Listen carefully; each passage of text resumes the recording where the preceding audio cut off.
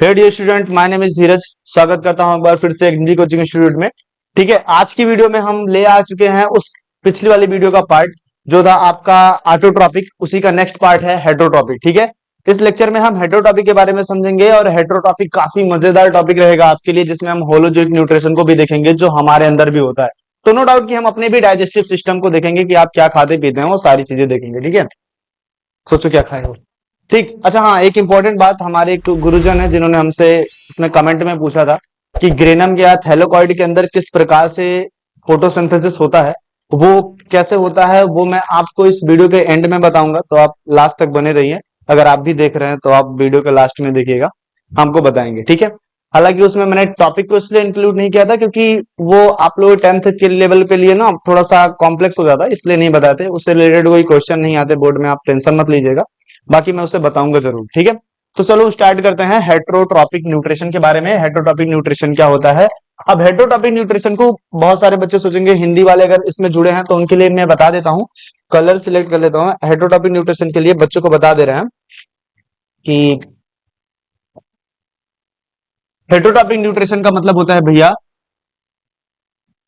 Heterotrophic का मतलब होता है विषम पोषण या विषम पोषी कह दो इन्हें। ठीक है, विषम पोषी का मतलब क्या होता है? जिनका न्यूट्रिशन जो होता है वो एक जैसा नहीं होता है, उन्हें विषम पोषी कहलाते हैं। ठीक है, विषम पोषी की कैटेगरी में आता है जिनका न्यूट्रिशन एक जैसा नहीं होता। अगर हम इससे पहले वाली बात करें, अगर हम इससे पहले की बात करें तो आपको हमने बताया था, एक प्लांट के बारे में बताया था, जहां प्लांट में क्या कर रहा था, कोई भी प्लांट इस तरीके से अगर हम लेते हैं तो आपको पता है ना कि अगर प्लांट था तो उसके पास उसके रूट्स हुआ करती थी। ठीक है, लाइक उस तरीके से उसके रूट्स हुआ करते थे। और जब प्लांट न्यूट्रिशन को एब्जॉर्ब करता था, तुमको देखा होगा वो हमेशा ना अपने न्यूट्रिशन को कुछ सड़े गले पदार्थों से यूज करता था, जहां पर उसके अंदर कुछ मिनरल्स इत्यादि पाए जाते थे जो इसको एब्जॉर्ब करके प्लांट के हर एक भाग तक लगभग पहुंचाता था, रूट लीव्स के पास पहुंचा देता था और यहां तक उसका काम हो जाता था। लेकिन उसमें होता क्या था कि वो किसी भी प्रकार के ना ऑर्गेनिज्म को यूज नहीं करता था अपने न्यूट्रिशन के लिए, जबकि हम यूज करते हैं। अगर आप बोलो कि आप बिना ऑर्गेनिज्म के आप फूड को ले पा रहे हो तो ये गलत है ना। आप ऑर्गेनिज्म पर डिपेंड रहोगे, डायरेक्टली या इनडायरेक्टली हमें ऑर्गेनिज्म को मारना पड़ेगा।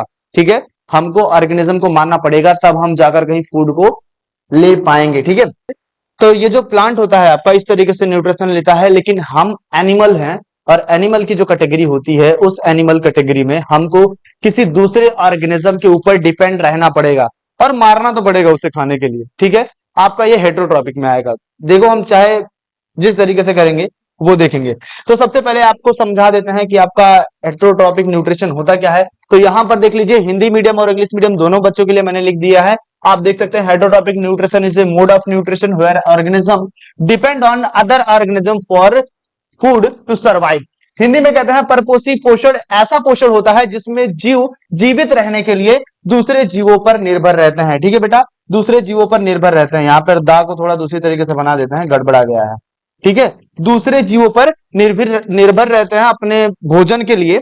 तो ये हमारा होता है हेटरोट्रॉपिक न्यूट्रिशन, जहां पर हम अपने भोजन के लिए किसी और ऑर्गेनिज्म पर डिपेंड रहेंगे।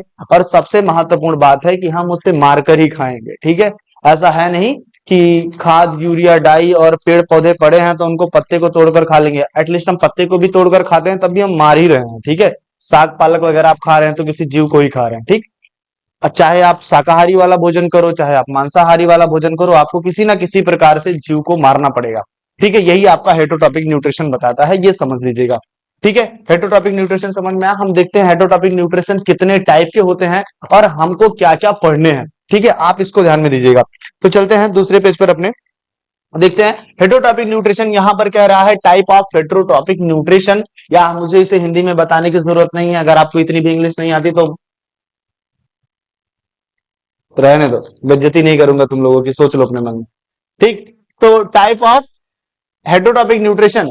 ठीक भैया, हमें इसके प्रकार को पढ़ना है कि हेटरोट्रॉपिक न्यूट्रिशन कितने प्रकार का होता है। तो देखो इधर तीन ना तीर लगा है। ठीक, तो इस तीनों तीर के नीचे कुछ ना कुछ लिखा गया है। एक लिखा है सेप्रोफिटिक न्यूट्रिशन, दूसरा लिखा है पैरासिटिक, और एक है होलोजोइक। और होलोजोइक, पैरासिटिक, सेप्रोफिटिक, ये तीन प्रकार के न्यूट्रिशन आपको पढ़ने होते हैं। जहां पर सबसे पहले हम सेप्रोफिटिक न्यूट्रिशन को देखेंगे। सेप्रोफिटिक न्यूट्रिशन ऐसे न्यूट्रिशन होते हैं जिनमें क्या होते हैं, ऐसे चीजें आती हैं जो सड़े गले पदार्थों से अपने भोजन को क्या करते हैं, प्राप्त करते हैं, लेकिन वो डिपेंड होते हैं दूसरे पर। इसीलिए सेप्रोफिटिक न्यूट्रिशन है। ठीक है बेटा, सेप्रोफिटिक न्यूट्रिशन इसीलिए है। जहां पर लिखा है dead plant, dead and decaying animal bodies, example yeast and mushroom, आप यहां पर देख भी सकते हैं। जो यीस्ट होते हैं, मशरूम होते हैं, ये क्या करते हैं, कोई ऑर्गेनिज्म डेड हो गया, कोई प्लांट डेड हो गया, तो उनसे क्या करेंगे, अपने न्यूट्रिशन को एब्जॉर्ब करेंगे, यानी अपने न्यूट्रिशन को उनसे लेते हैं, अपने पोषण को उनसे ग्रहण करते हैं। सेप्रोफिटिक का मतलब क्या हो गया कि ऐसे ऐसे ऑर्गेनिज्म जो अपने भोजन के लिए सड़े गले पदार्थों से, या कह सकते हो जंतुओं के मृत शरीरों से, पादपों के मृत शरीरों से अपने आप को न्यूट्रिशन देते हैं। और न्यूट्रिशन की रिक्वायरमेंट तो पता ही है, जिसको अपना जीवन यापन करना है, जिसको अपने जीवन को चलाना है, तो न्यूट्रिशन तो भैया खाना ही खाना पड़ेगा। अच्छा, न्यूट्रिशन खाते हैं कि भोजन? नहीं, हम भोजन खाते हैं ना, न्यूट्रिशन भोजन से मिलता है। ठीक, तो हमको न्यूट्रिशन चाहिए ही चाहिए। दूसरा है आपका पैरासिटिक न्यूट्रिशन। ठीक है बेटा, पैरासिटिक न्यूट्रिशन, हालांकि एनसीईआरटी में से पैरासिटिक न्यूट्रिशन को दो भागों में डिवाइड कर दिया गया है। एक बताया गया है आपके बारे में इंडो, एक कह दिया गया है इंडो पैरासिटिक, और एक है एक्सो। ठीक है बेटा, इंडो और एक्सो। देखो, इंडो का मतलब होता है अंदर, इंडो का मतलब क्या होता है, अंदर, यानी हम इसे हिंदी मीडियम वाले बच्चे ज्यादातर इसे अंतः कहते हैं। ठीक है, और एक्सो का मतलब होता है बाह्य।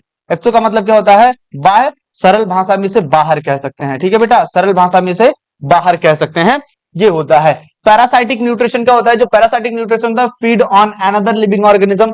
देखो, इनमें ना किसी ऑर्गेनिज्म का मरा हुआ होना जरूरी है। ठीक है, इसमें किसी ऑर्गेनिज्म का मरा हुआ होना जरूरी है, जब तक मरेगा नहीं ये न्यूट्रिशन प्राप्त नहीं कर सकता। लेकिन इसके लिए ऐसा नहीं है, पैरासाइटिक न्यूट्रिशन डिपेंड होते हैं अदर ऑर्गेनिज्म के ऊपर। हाँ भाई, जीवित दूसरे जो जीव हैं उनके ऊपर डिपेंड है, लेकिन वो उसे मारते नहीं है। ठीक है, उनसे अपना न्यूट्रिशन प्राप्त कर लेते हैं, लेकिन उन्हें मारते नहीं है। एग्जाम्पल के लिए हम देख सकते हैं हमारे पास लीच। ठीक है, लीच देख सकते हैं कि हमारे पास टेप वार्म होते हैं। टेप वार्म इस तरीके से पतले से होते हैं, हमारे पेट वेट में पाए जाते हैं। तो टेप वार्म, लीच, जुए हो गए, ये सभी क्या हुए, देखो जानवरों को लगा होता है ना, किलनी विलनी लगे होते हैं, तो वो सारे जो जीव होते हैं ना, वो क्या होते हैं, बॉडी के ऊपर रहकर, ठीक है बेटा, बॉडी के ऊपर रहकर वहां से अपने न्यूट्रिशन को प्राप्त करते हैं। तो इंडो वाले जो रहेंगे वो शरीर के अंदर, और जो एक्सो वाले रहेंगे वो शरीर के बाहर। यानी एक होता है बाह्य परजीवी, एक क्या होता है, अंतः परजीवी। इसका मतलब परजीवी है बेटा। ठीक है, परजीवी, इसका क्या है, परजीवी। ठीक है, ये परजीवी वाले न्यूट्रिशन है, दूसरे के ऊपर जीवित रहते हैं। आप देख सकते हैं, एग्जाम्पल आपके सामने रखे गए हैं, आप इनको देख लीजिएगा। नेक्स्ट आता है होलोजोइक न्यूट्रिशन। अब इस होलो का मतलब जानते हो क्या होता है, होलो का मतलब होता है पूरा। ठीक, होलो का मतलब क्या होता है, पूरा, ठीक, संपूर्ण। और जोइक का मतलब क्या होता है, शरीर।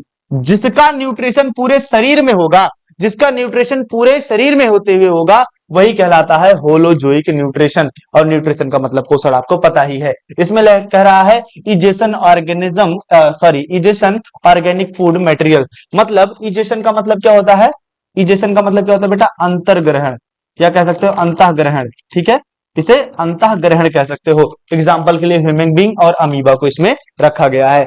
अब ये ऐसे ऑर्गेनिज्म होते हैं जो भोजन को पचाने के लिए अपनी पूरी की पूरी बॉडी का यूज करते हैं, अपने पूरे के पूरे शरीर का यूज करते हैं। ठीक है, जब इनके बॉडी का यूज करते हैं तो उसमें क्या होता है, हम देखो हमारे में ह्यूमन को रखा गया। नॉर्मली हम ह्यूमन बीइंग के डाइजेस्टिव सिस्टम को पढ़ते हैं। हम मुख से भोजन को निगलते हैं, फिर उसके बाद यहाँ से चबाते वबाते हैं, फिर निगल लेते हैं। निगलने के बाद हमारे स्टमच में जाता है, छोटी आंत में जाता है, बड़ी आंत में जाता है, ढेरों सारी प्रक्रियाएं होती हैं।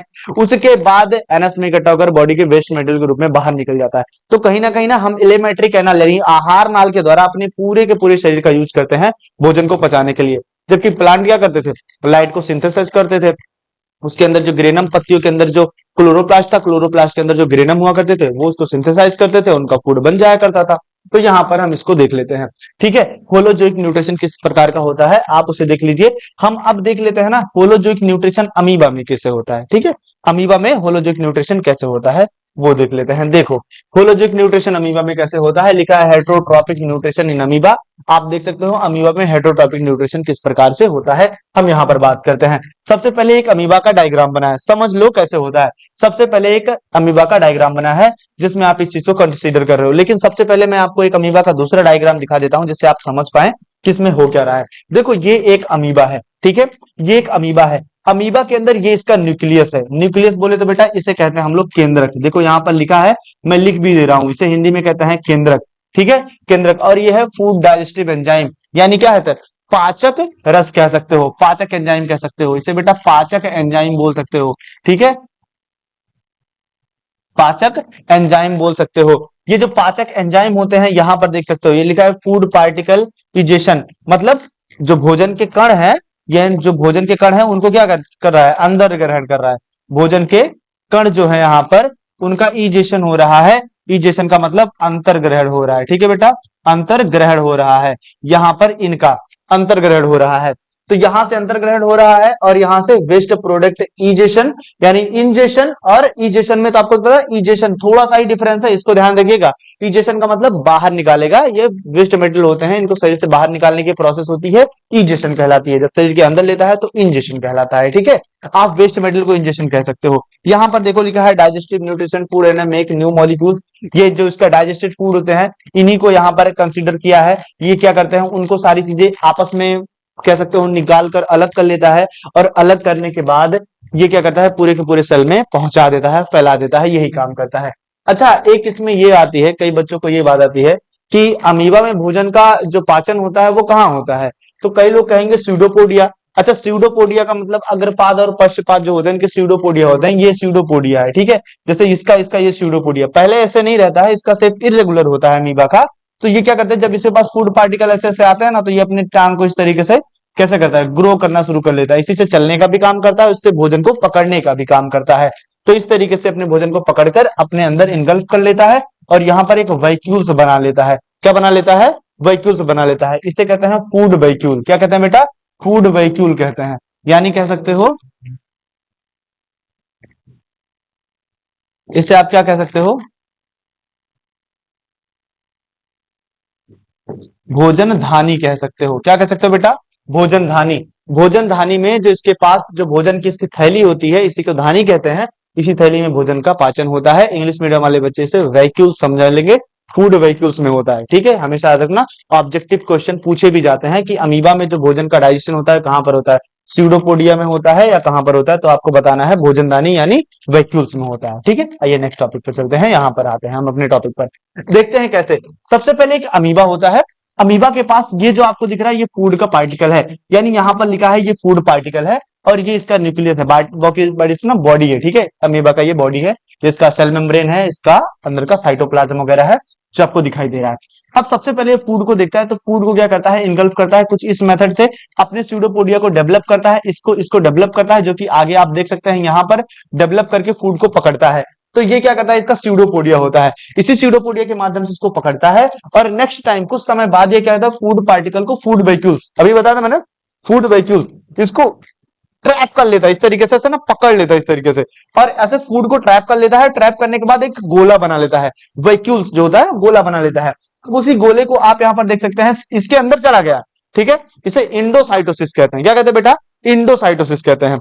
इंडोसाइटोसिस में क्या होता है, सेल जब किसी चीज को अंदर ग्रहण करता है तो उसे इंडोसाइटोसिस कहते हैं, और जब बाहर छोड़ता है तो एक्सोसाइटोसिस कहते हैं। साइटोसिस का मतलब, आपको साइटो का मतलब सेल होता है, सेल के अंदर जब वो अंदर जाता है इसीलिए कहते हैं इंडोसाइटोसिस, बाहर गया तो एक्सोसाइटोसिस। जिसमें आपका दो प्रकार का आता है, एक आपका आता है फैगो वाला, फैगोसाइटोसिस, एक आता है आपका पिनोसाइटोसिस। क्या कहता है बेटा, एक आता है आपका फैगोसाइटोसिस, दूसरा आपका आता है पिनोसाइटोसिस। फैगो में क्या करता है बेटा, पार्टिकल होते हैं। क्या होते हैं, पार्टिकल होते हैं, यानी कण होते हैं, यानी जो सॉलिड कण के रूप में होते हैं, इनको अगर कभी अंदर ग्रहण करेगा तो वो आपका फैगो कहलाएगा। अगर आपका आपका कभी पीनो आ जाता है तो पीनो, यार याद रखो ना, पीनो का क्या करते हो, पानी पीते हो ना, तो पानी क्या है, लिक्विड, लिक्विड यानी द्रव है। अगर द्रव को ये क्या करेगा, अंतर ग्रहण करेगा तो क्या होगा, पीनोसाइटोसिस होगा, ठीक है, तो ध्यान में रखना। अब देखो, अंदर ग्रहण करता है तो यानी इसके अंदर इंडोसाइटोसिस होता है, ये प्रोसेस क्या कहलाती है बेटा, इंडोसाइटोसिस कहलाती है, इंडोसाइटोसिस कहलाती है, ठीक है। कोशिका के अंदर जब कोई होता है प्लाज्मा मेम्ब्रेन से तो इंडोसाइटोसिस कहलाता है, आप देख सकते हैं। अब ये इंडोसाइटोसिस होने के बाद इसके ऊपर ना ये डाइजेस्टिव एंजाइम वगैरह छोड़ता है। क्या करता है, डाइजेस्टिव एंजाइम छोड़ता है, इसको ले जाकर डाइजेस्टिव एंजाइम छोड़ता है और इसको पचाने की कोशिश करता है। जब इसको डाइजेस्टिव एंजाइम छोड़ देता है तो जब ये डाइजेस्ट हो जाता है तो इसके सारे के जो अंदर कह सकते हो न्यूट्रिशन होते हैं उसको एब्जॉर्ब कर लेता है, सेल के बाहर क्या करता है, स्प्रेड कर देता है, और जो वेस्ट मटेरियल बचा होता है लास्ट में उसे बॉडी से बाहर निकाल देता है। अब जरा देखो, ध्यान से देखो, ध्यान से देखो, ये प्रोसेस बता रहा है। सबसे पहले क्या होता है, इजेशन होता है, इंजेशन होता है। क्या होता है बेटा, इंजेशन होता है। दूसरी प्रोसेस क्या होती है, डाइजेशन होता है। तीसरी क्या होता है, एब्जॉर्प्शन होता है, फिर एसिमिलेशन होता है, फिर इजेशन होता है। ठीक है, आपको एब्जॉर्प्शन का मतलब पता ही है, हिंदी में लिख दे। इंजेक्शन का मतलब अंदर ग्रहण, डाइजेशन का मतलब पाचन, एब्जॉर्प्शन का मतलब अवशोषण, एसिमिलेशन का मतलब स्वांगीकरण। ठीक है बेटा, स्वांगीकरण इसका मतलब होता है हिंदी मीडियम के लिए, स्वांगीकरण होता है, स्वांगीकरण होता है। और इजेक्शन का मतलब बाहर छोड़ना, यानी बाह्य विक्षेपण कह सकते हो। ठीक, बाहर की तरफ छोड़ देता है। तो इंजेक्शन में समझ में आया आपको किस तरीके से माइटोकॉन्ड इसके अंदर होता है, सॉरी अमीबा के अंदर किस तरीके से न्यूट्रिशन होता है। तो देखो, इंजेक्शन, डाइजेशन, एब्जॉर्प्शन, एसिमिलेशन और इजेशन। इंजेक्शन में क्या होता है, किसी भी पार्टिकल को अंदर ग्रहण करता है, उसके ऊपर कुछ एंजाइम वगैरह छोड़ता है, पाचन होता है, उसके बाद एब्जॉर्प्शन होता है, जो चीजें उसमें पच गई हैं, जो उसके बॉडी के लिए यूजफुल है, उसको एब्जॉर्ब कर लेगा। उसके बाद एसिमिलेशन, एसिमिलेशन क्या होता है, सेल के सभी पूरे सेल में पहुंचा देना। जिसको एब्जॉर्ब किया है उसको सेल के साइटोप्लाज्म में, यानी उसके कोशिका द्रव्य यानी साइटोप्लाज्म में पूरी तरीके से स्प्रेड कर देना, मिला देना, वही एसिमिलेशन कहलाता है, वही स्वांगीकरण कहलाता है। आप अपनी लैंग्वेज में लिख लेंगे, ठीक है बेटा। और फिर उसके बाद कहता है इजेशन। इजेशन में क्या होता है, बाहर की तरफ छोड़ता है, जो वेस्ट मटेरियल बच गया उसको बाहर की तरफ छोड़ देगा। ठीक है, आपको इतना समझ में आया, अगर इतना समझ में आया तो नोट्स बनाते रहिएगा, वरना समझ में नहीं आएगा। ठीक है, चलो ये हमारा हो गया। लास्ट में एक पॉइंट देखते हैं, आपके लिए बहुत इंपॉर्टेंट पॉइंट है। इसमें हम देखते हैं, अच्छा हम डाइजेशन के बारे में भी पढ़ेंगे, डाइजेशन इन ह्यूमन के बारे में भी पढ़ेंगे। नेक्स्ट जो क्लास आएगी वो ह्यूमन के डाइजेशन के बारे में ही आएगी, क्योंकि हम डाइजेशन ही पढ़ रहे हैं। तो यहाँ पर ह्यूमन का जो डाइजेशन होगा वो हम जरूर इसे कवर करेंगे। इससे पहले हम कुछ इसके जो छोटे छोटे पॉइंट्स है ना उनको देख लेता कि बीच में हमको दिक्कत ना दे। ठीक है, अब देखते हैं, एक चीज आपको बताते हैं बहुत इंपॉर्टेंट है, 12th क्लास तक ये चीज जाती है, 12th क्लास तक जाती है, जिसका फूड चेन होता है 12th क्लास तक जाती है। जरा देख लो कैसे होता है भैया, जहां पर ध्यान दो। कह रहा है लाइट की एनर्जी, पहले देखो सबसे पहले हमारा ये लाइट जो एनर्जी दे रहा है, लाइट कौन देता है, सन ना। सन के पास जो एनर्जी है, लाइट की एनर्जी। पूछेगा धरती पर ऊर्जा का स्रोत कौन है, धरती पर ऊर्जा का स्रोत कौन है, तो याद रखना ओनली वन, क्या याद रखोगे, ओनली वन सन। ठीक है बेटा, जो सूरज होता है वह धरती पर एकमात्र ऊर्जा का स्रोत है। और आप याद रखिएगा, इंटर कॉलेज में पूछेगा तो आप बता दीजिएगा, ऊर्जा का जो थर्मोडायनेमिक्स यानी उष्मागतिकी का नियम है, उसके अनुसार ना तो आप ऊर्जा को उत्पन्न कर सकते हैं और ना ही आप नष्ट कर सकते हैं, आप उसे एक रूप से दूसरे रूप में परिवर्तित कर सकते हैं। और दूसरा नियम क्या कहता है, जब ऊर्जा एक रूप से दूसरे रूप में परिवर्तित हो रही होती है तो ऊर्जा का ह्रास होता है। ठीक है, उसे ऊर्जा संरक्षण का नियम भी कहते हैं, फिजिक्स वाले बच्चे अच्छी तरीके से जान रहे होंगे। ठीक है, पहली बात देखो, लाइट की एनर्जी सबसे पहले आती है प्राइमरी प्रोड्यूसर, यानी इसे कहते हैं, इन्हें क्या कहते हैं बेटा, इन्हें कहते हैं प्राथमिक उत्पादक। क्या कहते हैं, प्राथमिक उत्पादक। ठीक है बेटा, इसे क्या कहते हैं, प्राथमिक उत्पादक कहते हैं। प्राथमिक उत्पादक के बाद आपका आता है प्राइमरी कंज्यूमर। अरे प्राइमरी वो मिडिल वाला तुम्हारा स्कूल नहीं है जिसमें तुम पढ़ने जाते हो, प्राइमरी वही, सोचो कितना अच्छी चीज लिखा, प्राइमरी का मतलब है प्राथमिक शिक्षा विद्यालय, वो जो प्राथमिक वाले में पढ़ते हो, कोई पढ़ने ही नहीं जाता उसमें। कौन कौन पढ़ने गया है कमेंट कर देना, ठीक है, प्राइमरी में कौन पढ़े हो, कितने बच्चे। ठीक है, प्राइमरी कंज्यूमर, कंज्यूमर का मतलब क्या होता है, उपभोक्ता।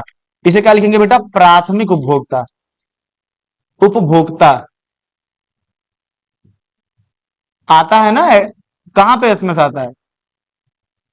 आजकल ना जियो यू वाले सब बोलते रहते हैं आप उपभोक्ता हमारे हैं, ये है वो है। उपभोक्ता का मतलब हमसे जो ले रहे हैं सुविधाएं, इसीलिए आप हमारे उपभोक्ता हैं, जो तो नहीं लेंगे तो उड़ा देंगे। इसके बाद क्या होता है, आपका आता है सेकेंडरी कंज्यूमर। क्या आता है, सेकेंडरी कंज्यूमर आता है। सेकेंडरी कंज्यूमर का मतलब क्या होता है, जब प्राथमिक उपभोक्ता हो गया तो उसके बाद सेकेंडरी का मतलब द्वितीयक ना होगा, क्या होगा, द्वितीयक उपभोक्ता होगा ना भैया, उसके बाद तृतीयक होगा ना, तृतीयक होगा, तृतीयक उपभोक्ता होगा कि नहीं।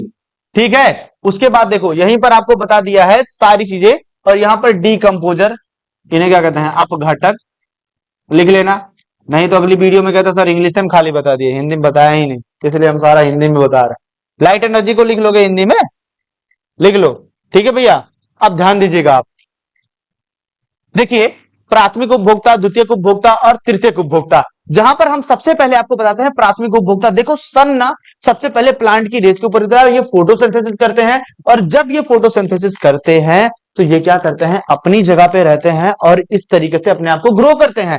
और जब ग्रो करते हैं तो ये जो द्वितीयक उपभोक्ता होते हैं, जो चल फिर सकते हैं, जो एनिमल की कैटेगरी में आते हैं, वो आकर इनको खाते हैं। अब जब ये आकर इनको खाते हैं तो इनको खाने के बाद दूसरे जीव इनको खाते हैं। अब जब दूसरे जीव इनको खाते हैं तो उस जीव को अगले वाले जीव खा लेते हैं। तो आप देख सकते हैं सन की एनर्जी जो है कैसे कैसे आपस में फ्लो हो रही है। और यहां पर हीट, हर बार एनर्जी जब एक फॉर्म से दूसरे फॉर्म में जाती है तो हर बार एनर्जी क्या होती है, कम होती चली जाती है। यानी जो सबसे ऊपर बैठा है वो सबसे कम एनर्जी पाएगा, जो सबसे नीचे बैठा है वो सबसे ज्यादा एनर्जी पाएगा। सबका इसका केवल 10% भाग ही, जितना एनर्जी मिलती है उसका मात्र 10% भाग ही अगले को मिलता है। बाकी बचा 90% जो हीट एनर्जी होता है वो हीट के रूप में एनवायरमेंट में मिल जाता है। अच्छा, अंततः क्या होता है, अंततः एक बात होती है, ये लुढ़क गए, ये लुढ़क गए, ये सब टपक गए सब, तो इनका ना सड़ा गोला के खत्म कर देंगे हमारे डीकंपोजर। तुमने देखा ना, अभी इससे पहले हम फंजाई के बारे में, सेप्रोफिटिक ऑर्गेनिज्म के बारे में पढ़ रहे थे ना, वही सेप्रोफिटिक ऑर्गेनिज्म होते हैं। और कुछ जो अर्थवॉर्म वगैरह होते हैं इनको सड़ा गला कर काम खत्म कर देते हैं। ऐसा नहीं करते ना तो जितना दन का दन की फेंके हो तुम लोग, खा पी के कुछ होते ही नहीं, धरती कल्याण नहीं तो कूड़ा कचरा हो जाता है। ठीक, आगे देखते हैं नेक्स्ट। अब आपका ये लेक्चर यहीं पर खत्म होता है। नेक्स्ट क्लास में हम जो आपका न्यूट्रिशन है ह्यूमन वाला वो कंसीडर करते हुए चलेंगे, यानी ह्यूमन डाइजेस्टिव सिस्टम के बारे में एक क्लास लेकर आएंगे। ज्यादा बड़ी क्लास नहीं होगी, बहुत इंपॉर्टेंट ही रहेगा आपके लिए। ठीक है। अच्छा, एक आपका लास्ट टॉपिक जो बचा है वो क्या नाम है हमारा, ग्रेनम के अंदर किस तरीके से होता है वो देख लेते हैं। ठीक है, जो प्रश्न पूछा गया था उसके बारे में आपको बता देते हैं। देखिएगा, कहते हैं कि ग्रेनम के अंदर किस तरीके से होता है। सबसे पहले भैया जो आपका ग्रेनम होता है, सबसे पहले देखिएगा इस तरीके से तो क्लोरोप्लास्ट होता है। ठीक है, इस तरीके से क्लोरोप्लास्ट होता है। तो क्लोरोप्लास्ट ना डबल मेम्ब्रेनस होता है। क्या होता है बेटा, डबल मेम्ब्रेनस होता है। जिस तरीके से इसको एक प्रकार का साइनोबैक्टीरिया कहा जाता है। इसे क्या कहा जाता है, साइनोबैक्टीरिया।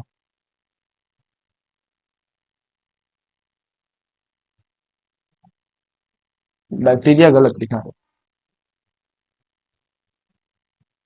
इसे साइनोबैक्टीरिया कहा जाता है। कहा ऐसा माना जाता है कि ये एक साइनोबैक्टीरिया था, बाद में सेल के अंदर इंटर करता है और इंटर करने के बाद सेल के अंदर लाइट को एब्जॉर्ब कर कर उससे फूड बनाने का काम भी करता है।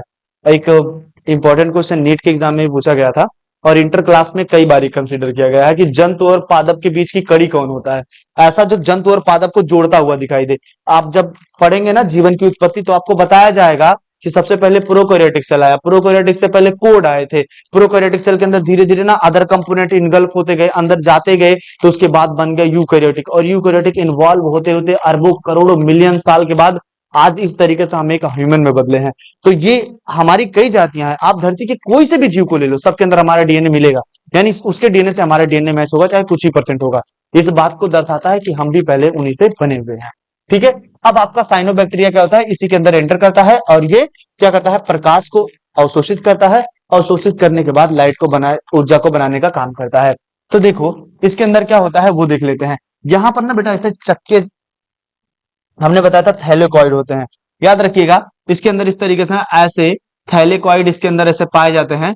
ये थैलेकॉइड जो होते हैं आपस के ऊपर एक से झिल्ली होती है, एक के ऊपर एक जब लग जाते हैं तब इन्हें हम क्या बोलते हैं, जब ये एक के ऊपर लग जाता है तब इन्हें हम बोलते हैं ग्रेना।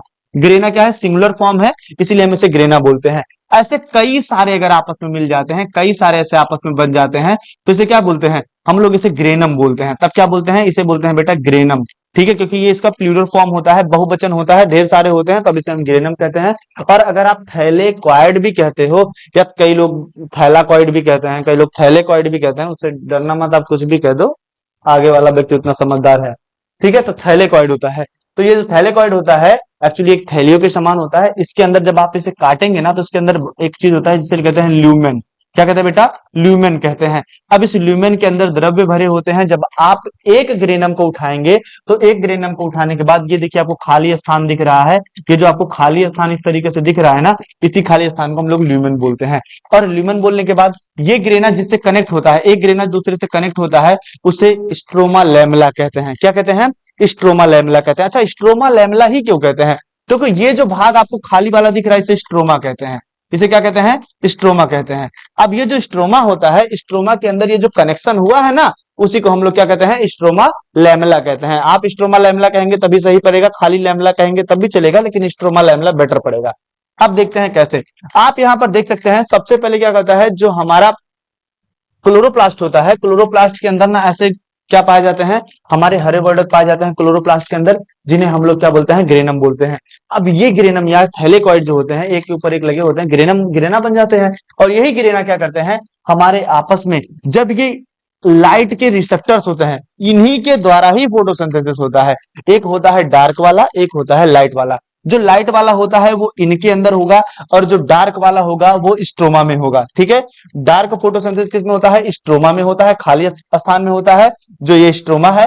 और जब लाइट वाला होता है तो इनके अंदर होता है। ठीक है, आप समझ रहिएगा, डार्क वाला यहाँ और लाइट वाला इसके अंदर। तो ये लाइट को एब्जॉर्ब करते हैं। पूछा जाएगा अगर लाइट किस तरीके से रिएक्शन करता है, तो लाइट की एनर्जी को, यानी कह सकते हो लाइट की एनर्जी को केमिकल एनर्जी में, किस तरीके से लाइट को किससे बदलते हैं बेटा, केमिकल एनर्जी में कन्वर्ट करके ये एनर्जी को बनाते हैं। आप जब इसको और डिटेल में जाएंगे, जब और ज्यादा डिटेल में इसको पढ़ेंगे, तो आपको एमएससी लेवल पर आपको बताया जाएगा। इसकी एक मेम्ब्रेन होती है, इस मेम्ब्रेन के ऊपर लगे होते हैं क्या, ट्रांसपोर्ट प्रोटीन लगे होते हैं। और ये ट्रांसपोर्ट प्रोटीन एनएडीपीएच जो होते हैं और एटीपी जब आपस में मिलते हैं तो कार्बन डाइऑक्साइड का फिक्सेशन रिएक्शन होता है, और जिसके दौरान शुगर, फैटी एसिड और इसके अंदर एमिनो एसिड बनते हैं, जो कि एनर्जी के सोर्स होते हैं। लेकिन आपको एक बात बताएं, ये जो आप H2O देख रहे हो ना, जो इसके अंदर H2O एंटर होता है, तो इसका एक हाइड्रोजन इधर चला जाता है और बचता है O2, यानी दो ऑक्सीजन के मॉलिक्यूल बनते हैं। और O दो हो जाता है जब हम O के दो मॉलिक्यूल को आपस में, O प्लस O क्या हो जाता है, O2 हो जाता है। और जब ये हमारा O2 हो जाता है तो बन जाता है ऑक्सीजन। क्या बन जाता है, ऑक्सीजन। क्या बन जाता है, ऑक्सीजन।